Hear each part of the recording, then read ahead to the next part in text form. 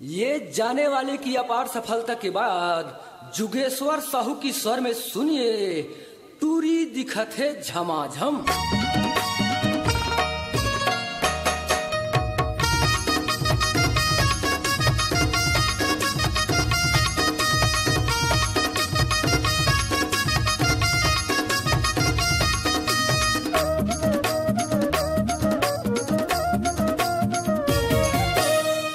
दिखत झमाझम एला बलावा कैसे रे, टूरी दिखत झमाझम एला बलावा कैसे रे।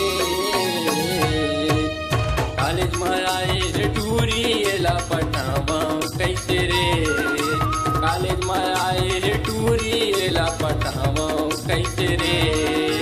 टूरी दिखत झमाझम एला बलावा कैसे रे, टूरी दिखत झमाझम एला बलावा कैसे रे।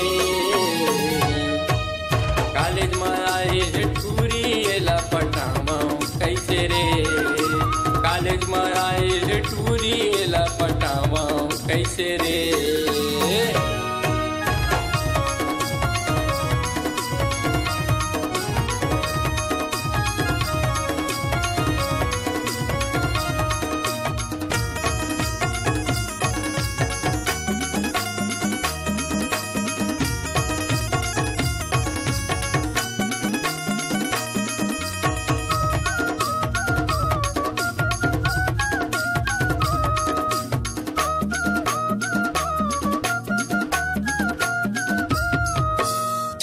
जवानी टूरी के संगी चश्मा लगाए घूमत रहते, कोनो टूराला देखे नहीं कन्या मटावत रेंगत रहते।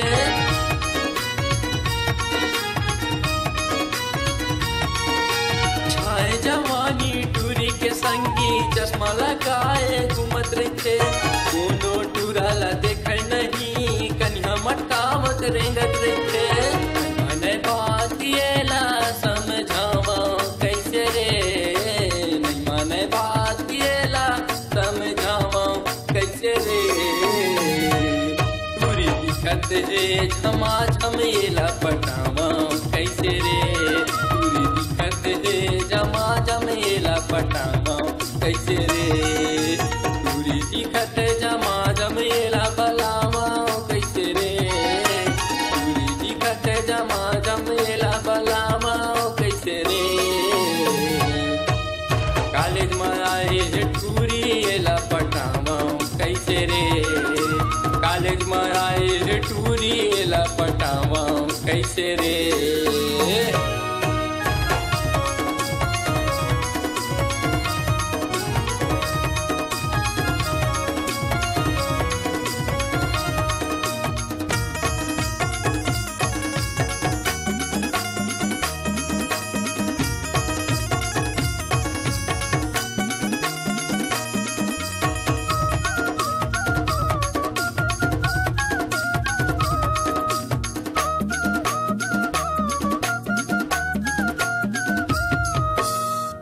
मूर्तियाला देख के संगी टूरी मोला फसाए है, कामया के जात उतारे मन मोरो मोहाए है।